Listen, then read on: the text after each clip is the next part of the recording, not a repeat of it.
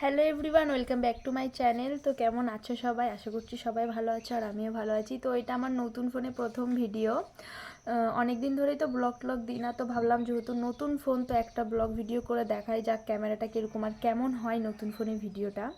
তো তোমরা বলো যে আগের ক্যামেরাটার থেকে এটা বেটার কি না। আমার মনে হচ্ছে না, আমার কিচ্ছু মনে হচ্ছে না, মনে হচ্ছে দুটোই সেম আর কি। তো আজকে হচ্ছে জুনের 3 তারিখ, আজকে একাদশী।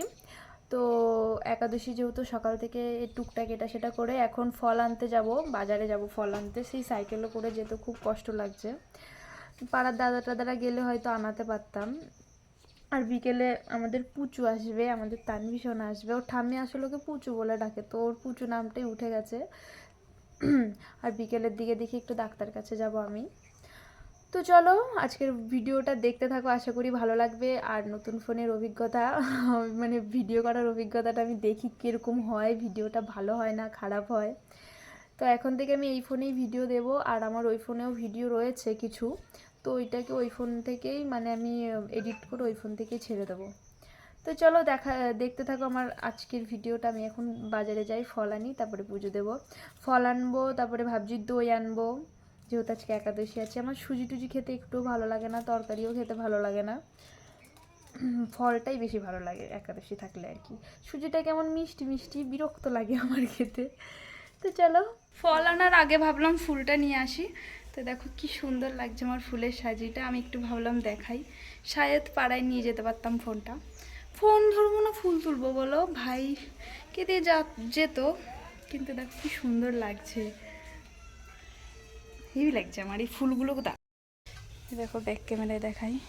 অ্যাকচুয়ালি আমি বেশি ফুল দিয়ে পুজো দিতে পারি না। আর আমার দিদা যখন বাড়িতে থাকে, দিদা বেড়াতে গেছে জলপাইগুড়ি, তখন কত ফুল তুলে নিয়ে আসে, খুব সুন্দর লাগছে আমার। বাসন মাঝে হয়ে গেছে, ফুল তোলা আনার আগে কিছু লোকের বিচার করে যাব আমি। কি ভেবে রেখেছে, বাড়িতে একা থাকি বলে নিজেদের রাজত্ব পেয়ে রেখেছে সব কিছু। আমগুলোর সব 12টা কই, এই বাগানে, এই বাগানের জন্য বেশি। দাঁড়া, ওরে বাবা রে,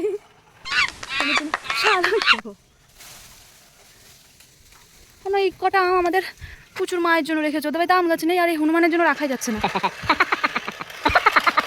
আড়ালে এই বাগানে চলে যায়, আমি যখন নিচে যাবো আবার আম গাছে উঠে যাবে, এর জন্যই। আর আমাদের কাছেই, আমাদের বাড়িতেই বেশি, কারণ আমি বাড়িতে একা থাকি, তার সেরকম কেউ নেই, আমি তো ভয় পাই এখন ভিডিও করছি বলে একটু সাহস, জন্যই আজকে আমার সময়টা আরও বেশি নষ্ট হয়েছে। তো চলো আর সময় তো নষ্ট করবোই না, আমি যাই এবার আম পাড়তে, না সরি ফল আনতে। বাড়িতে তো আম আছে, কাঁঠালও আছে, কিন্তু আমি খাই না কাঁঠাল। লিচু আনবো, কলা আনবো, দেখি আর কি কি আনা যায়। চলো আমি রেডি, এবার যাই বাজারের দিকে। এখনও টাকা বের করিনি, 50 টাকা বের করেছি সবে, মানে আমার কাছে ছিল আর কি, এখন মায়ের এখান থেকে নেব। এভাবে ফোন নিয়ে হবে না আমি। ঠিক আছে চলো বাজারে যাই, এসে দেখা হচ্ছে, এসে পুজো দেবো। এসে পুজো দিতে দিতে 12টা বেজে যাবে নাকি কি জানি, সব কটা। তো বাজার থেকে এসে এখানে আমি পুজো দিতে বসে গেছি। বাজার থেকে লিচু, আম, কলা, না আম না কলা, আপেল, মৌসুমি না কমলা, দুটো লেবুই আমার সেম লাগে, বুঝি না পার্থক্যটা কী। আর দই, এগুলোই এনেছি। তো এই গরমের মধ্যে বাজারে গেছিলাম, পুরো সিদ্ধ হয়ে গেছি, তবুও কী করবো, যেতে তো হবেই, তাই না? তো চলো।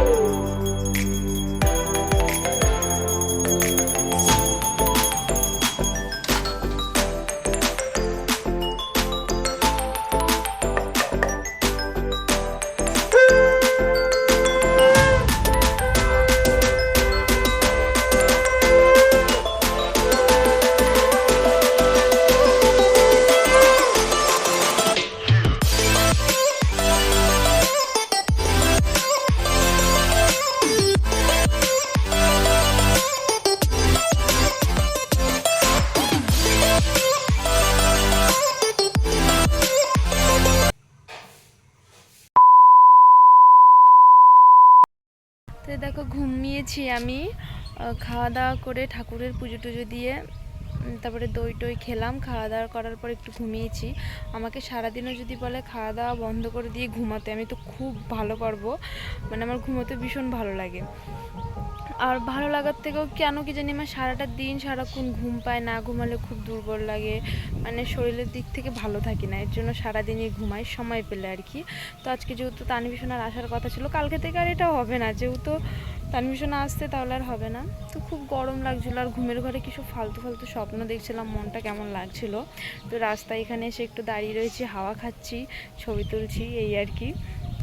তো এখন 3টে মতন বাজে, মানে আবার ঘুমাতে ইচ্ছে করছে। ভাবলাম পারুলিয়া যাব একটু ডাক্তার দেখাতে, অনেক সমস্যা আছে যেহেতু বলছি, কেন এত ঘুম পাই কেন কি জানি বুঝতে পারছি না।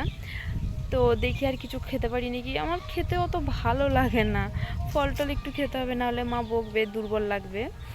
তো দেখি। আর মানে ঘুম থেকে ওঠার পর না বেশি আলতু ফালতু কেমন একটা মানে মনে হচ্ছিল, কেমন একটা ভালো লাগছিল না মনটা।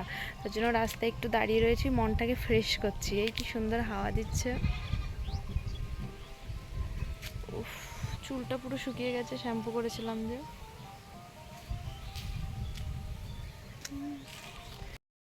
এরপর বেশি বিকেল হয়ে গেলে পাড়ার ভিতর, ওই ভিতর দিককার পাড়া থেকে সব এইখানে এসে বসে থাকবে, তখন আর অত ভালো লাগে না। সব বয়স্ক ও পাড়ার জেঠিমা কাকিমা মাসিমা সব থাকবে, তার জন্য। তো এখানে দেখো এখন আমি আর এই ছাগলের বাচ্চাটা ছাড়া আর কিচ্ছু নেই, কেউ নেই।